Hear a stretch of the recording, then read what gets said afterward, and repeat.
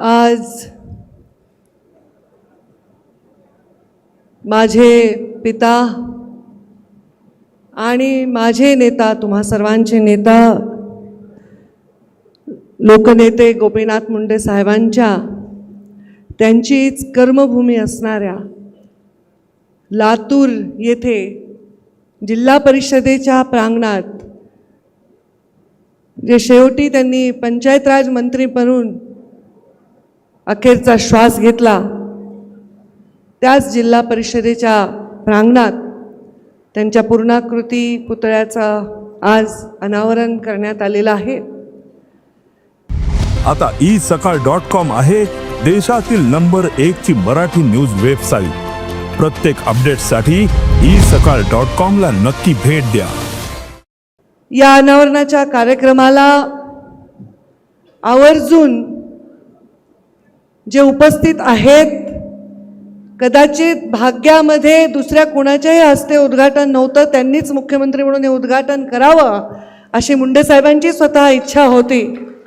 ते आदरणीय या महाराष्ट्राचे अत्यंत कष्टाळू आणि कर्तृत्ववान मुख्यमंत्री देवेंद्रजी फडणवीस, या जिल्ह्याचे पालकमंत्री आदरणीय शिवेंद्रसिंह राजे भोसले, माझे सहकारी मंत्री ग्रामीण विकास त्यांच्याकडे आहे, मागच्या 5 वर्षाच्या आधी माझ्याकडे होतं, त्यामुळे त्यांच्याकडनंही खूप अपेक्षा आहे ग्रामीण भागाच्या।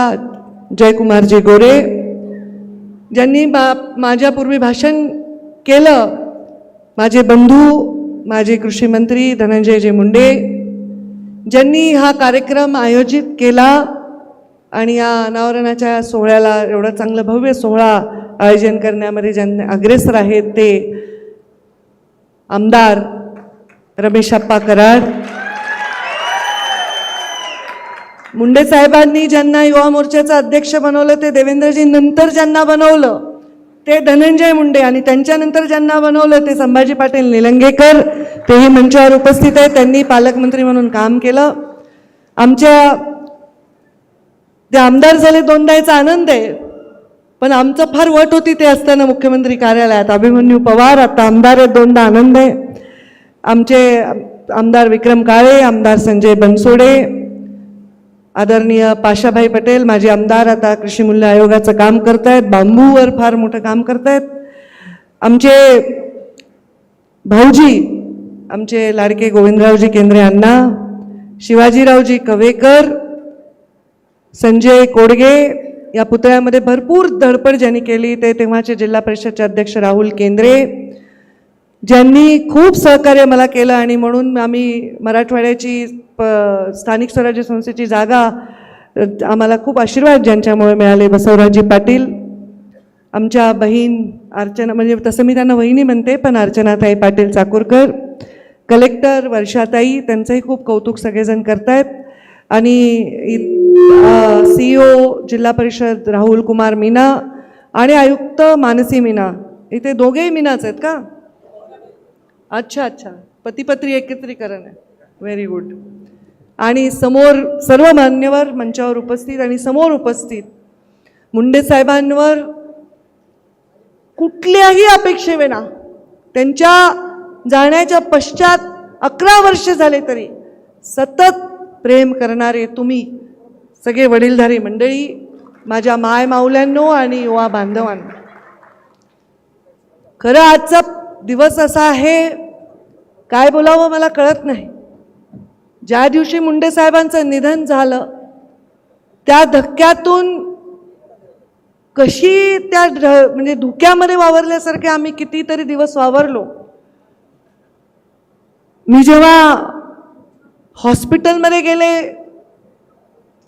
त्या सगळ्या दिल्लीमध्ये मला कोणीच ओळखीचं वाटत नव्हतं, तेव्हा मुंडे साहेबांच्या मृतदेहापाशी देवेंद्रजी उभे होते आणि तो एकच चेहरा मला वाटलं की अरे मी देवेंद्रजी म्हणून तिथे खूप जोरात टाहो फोडला। कारण मला असं वाटत होतं की विमानात बसताना आदरणीय नितीनजींचा फोन आला होता, त्यांनी सांगितलं होती परिस्थिती, पण मन मानत नव्हतं। मला वाटत होतं एवढ्या लाखो लोकांच्या प्रार्थना माझे बाबा नाकारणार नाहीत, ते मास लीडर आहेत, ते लोकांची कधीच नाही म्हणत नाहीत, ते लोकांची याचना कधीच नाकारणार नाहीत. मी दवाखान्यात जाईपर्यंत मुंडे साहेब चमत्कारिक दृष्ट्या ते ट्राय करत होते ना, त्यांना रिवाईव्ह करायचं, ते जीवित असतील अशी अपेक्षा, भाबडी अपेक्षा होती. त्यांचा मृत्यू स्वीकारण्यासाठी खूप खूप खूप दिवस लागले. त्यांची डॉक्युमेंटरी बनवली तेव्हा कळत नव्हतं की काय ओळी मुंडे साहेबांसाठी बोलाव्या. एक आह भरी होगी हमने न सुनी होगी, एक आह भरी होगी हमने न सुनी होगी, जाते जाते तुमने आवाज तो दी होगी. हर वक्त यही है गम, उस वक्त कहाँ थे हम, कहाँ तुम चले गए. मुंडे साहेबांनी जीवनात काय कमवलं मला माहित नाही, कारण मी त्यांची वारस आहे.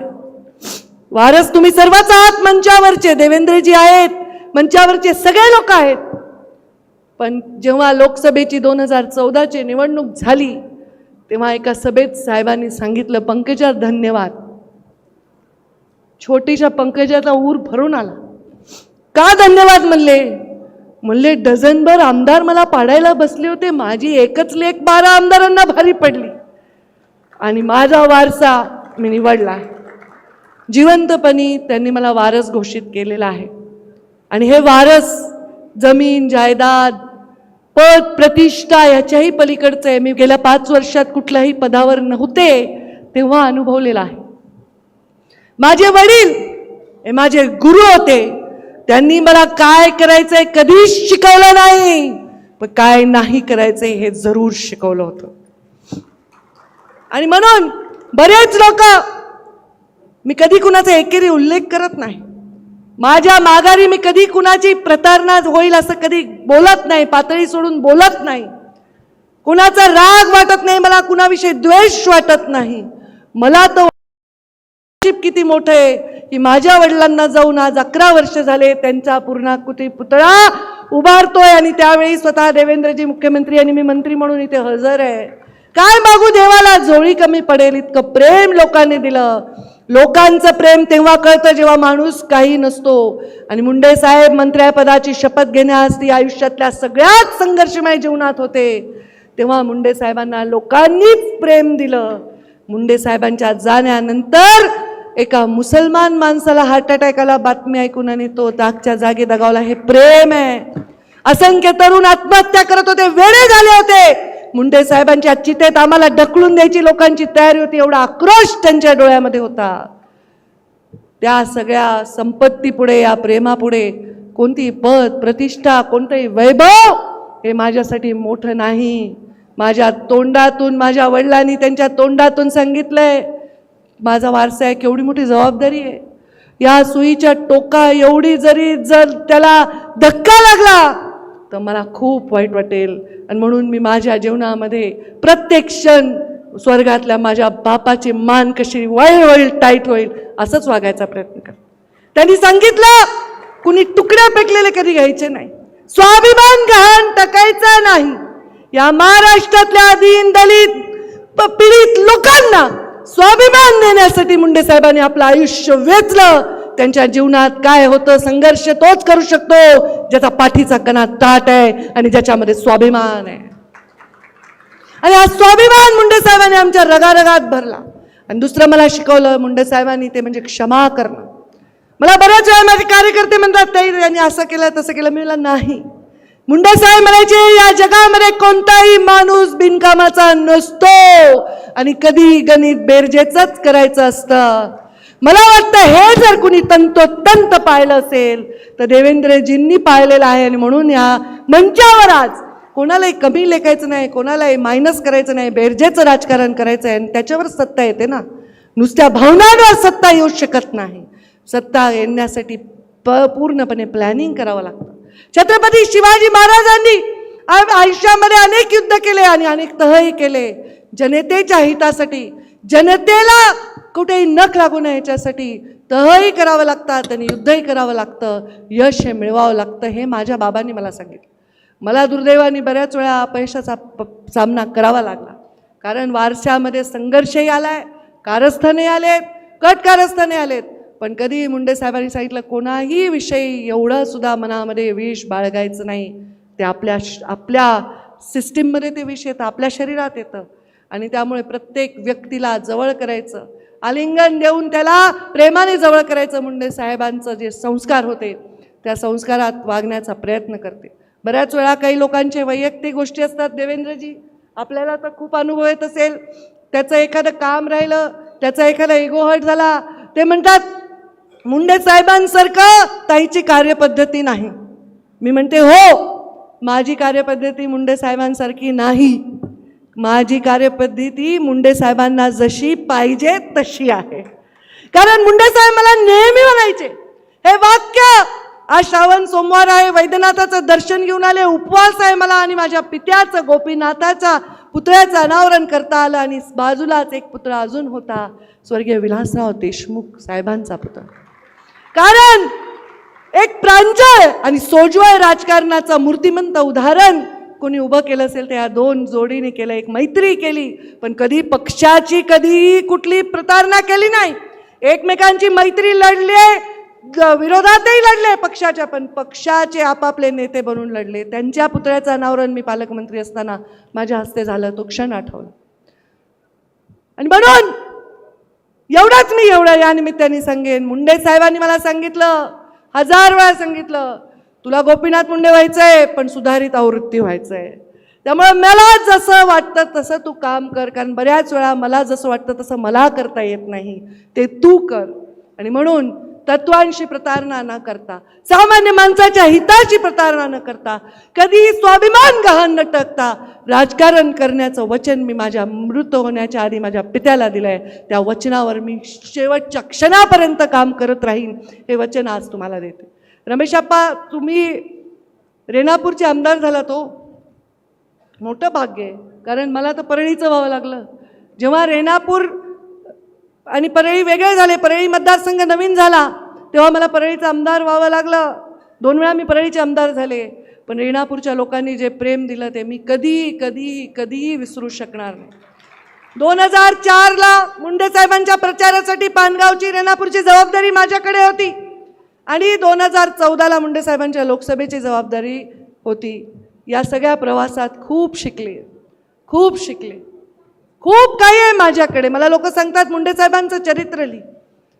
आता मी लिहीन का नाही माहीत नाही, माझ्याकडून ते होईल का नाही माहीत नाही, पण जेव्हा जेव्हा तुमच्या डोळ्यात मी बघते मुंडे साहेबांचं चरित्र मला तिथेच दिसतं. म्हाताऱ्या माणसाच्या डोळ्यामध्ये मुंडे साहेबांची प्रतिमा दिसते. माय माऊलींनी डोळ्याला पदर लावला, तिच्या अश्रूत मुंडे साहेबच सांडताना मला दिसतात. आणि तरुणांच्या ऊर्जेमध्ये देखील आजही मला मुंडे साहेब दिसतात. आणि ते मुंडे साहेब जिवंत ठेवण्याचं मोठं कर्तव्य हे माझं तर आहेच, पण आपल्या सर्वांचं देखील आहे. त्यामुळे आज जे खरी साहेबांची शिकवण होती, छोट्या छोट्या लाभासाठी, छोट्या छोट्या गोष्टींसाठी खूप मोठे नाते असतात. नाते फार महत्त्वाचे असतात. रक्ताची नाते तर आपल्याला निवडता येत नाही, पण आपण जे नाते स्नेहाने प्रेमाने निवडत असतो ते नाते फार महत्त्वाचे असतात, आणि ते कशाही पेक्षा श्रेष्ठ असतात. तसंच नातं या लातूरचं मुंडे साहेबांचं आहे. मी विलासरावजींचा उल्लेख केला, विलासरावजी आणि मुंडे साहेबांचं आहे. तसंच नातं तुमचं आणि माझं आहे. चूकभूल कधी क्षमा करा. कधी राजकारणामध्ये एखादी घटना आपल्याला यशस्वी करता येत नाही, पण मनामध्ये कधीही लोकांच्या विरोधात कोणाच्या वाईट करण्याचा हेतू कधीही नसणार. मुंडे साहेबांनी जी शिकवण दिली, मी थकणार नाही, मी रुकणार नाही, मी कुणासमोर कधी झुकणार नाही, हे वाक्य आज म्हणते मंचावर. कारण मीडियावाले असे लावतात, पंकजाताई असे म्हणल्या, ते याला म्हणल्या, त्याला कोणाला नाही म्हणले. मी कोणाला नाही म्हणले, मी परिस्थितीसमोर झुकणार नाही, मी उतणार नाही, मी मातणार नाही, मी घेतला वसा टाकणार नाही, असा शब्द देते. खातं माझ्याकडे आहे पर्यावरण आणि पशुसंवर्धन, दोघांनाही बोलता येत नाही, व्यक्त होता येत नाही. एवढी मोठी जबाबदारी प्रधानमंत्री नरेंद्र मोदी आणि आमचे देवेंद्रजी यांनी मला दिलेली आहे. आणि प्रत्येक वेळी आता कृषीचा दर्जा आपण पशुसंवर्धनाला दिला, टाळ्या वाजून देवेंद्रजी फडणवीस यांचे आपण आभार माना. अजितदादांनी आणि देवेंद्रजींनी खूप एक मला सहकार्य त्याच्यामध्ये केलं. आणि आता रिव्हर म्हणजे नदीचं पुनर्जीवन करण्यासाठीचं प्राधिकरण निर्माण करण्याच्या निर्णयाला सुद्धा देवेंद्रजींनी ग्रीन सिग्नल दिला आणि त्यांच्या नेतृत्वाखाली या महाराष्ट्रातल्या सगळ्या नद्या परत पुनर्जीवित होतील हा एवढासा संकल्प इथे करून जाते आणि आपल्या सर्वांचे आशीर्वाद सदैव मला लाभतील असंच काम चांगल्या माणसाचे चांगल्या ज्याच्या निष्पाप मनाचे आशीर्वाद सदैव मला लाभतील असेच तुमच्याकडनं अपेक्षा व्यक्त करते आणि माझ्या वाढत चाललेल्या माफ करा देवेंद्रजी मी एवढं कधी तुमच्यासमोर भाषण नाही करत पण आज भावना थोड्या अनावर झाल्या क्षमा करा 5 मिनटं जास्त बोलले तर माझ्या वाढत चाललेल्या भाषणाला विराम देते जय हिंद जय महाराष्ट्र देश विदेशातील प्रत्येक घडामोडींचे लाईव्ह अपडेट मिळवण्यासाठी आता साम टीव्हीच्या सर्व सोशल मीडिया प्लॅटफॉर्मला लाईक, फॉलो आणि सबस्क्राईब करा. तसंच सर्व नोटिफिकेशनसाठी बेल आयकॉन प्रेस करायला विसरू नका.